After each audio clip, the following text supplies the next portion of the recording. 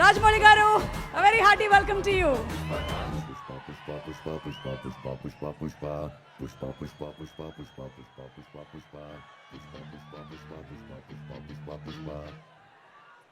అందరికీ నమస్కారం అండి. పుష్ప 1 ప్రీ రిలీజ్ అప్పుడు ఇదే స్టేజ్ మీద నుంచొని బన్నీతో అన్న, బన్నీ నార్త్ ఇండియాను వదలొద్దు, అక్కడ ఫ్యాన్స్ నీకోసం చచ్చిపోతున్నారు, ప్రమోట్ చేయ అక్కడ సినిమాని అని చెప్పి. 3 years అయిందా, ఇప్పుడు 2 years అయిందా, ఎన్ని సంవత్సరాలు అయిపోయిందా? 3 years సుక్కు.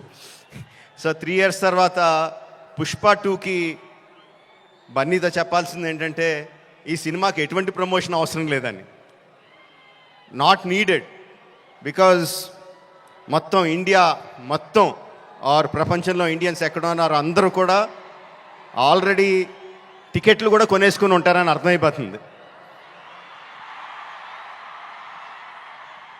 జనరల్గా ఏదైనా సినిమా ఫంక్షన్కి వచ్చినప్పుడు మనం ఏం మాట్లాడినా ఆ సినిమాకి ఏదో ఒకటి హెల్ప్ అవ్వాలి.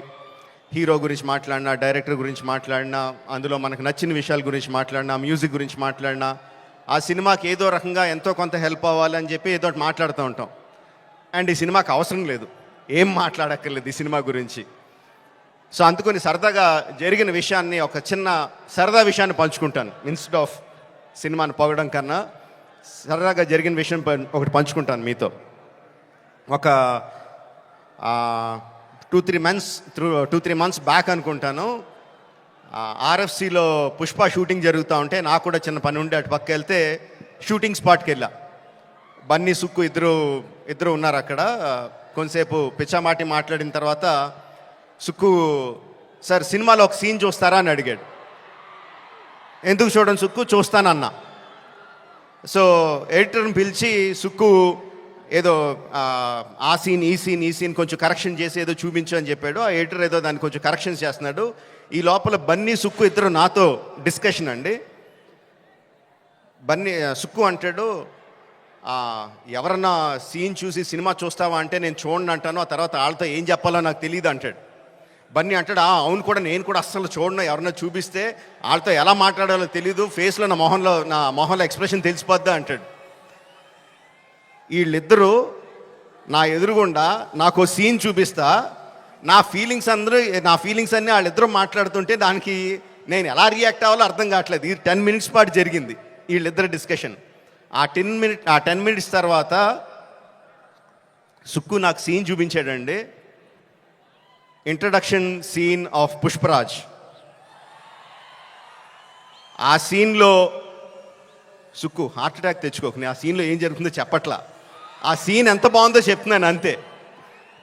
ఆ సీన్ చూసిన తర్వాత నేను అన్నది ఒకటే ఒక మాట,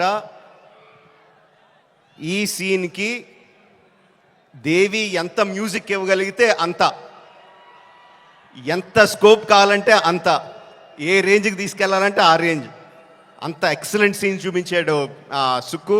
అండ్ బన్నీ ఎరగొచ్చాడు. అది నేను జస్ట్ ఇంట్రడక్షన్ పోర్షన్ ఒకటే చూశాను.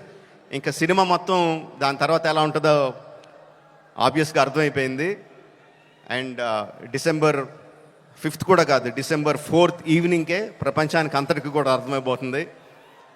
అంటే నాకు నిజంగా ఆల్ ద బెస్ట్ అని కూడా చెప్పాలనిపించట్లేదు, ఇంక ఈ సినిమాకి ఏమని చెప్పాలి. Okay, all the best to all of us. అదిగో వర్షం కూడా పడుతుంది, blessings from the heaven. December 4th evening, Pushparaj rule, only in theatres. Thank you very much.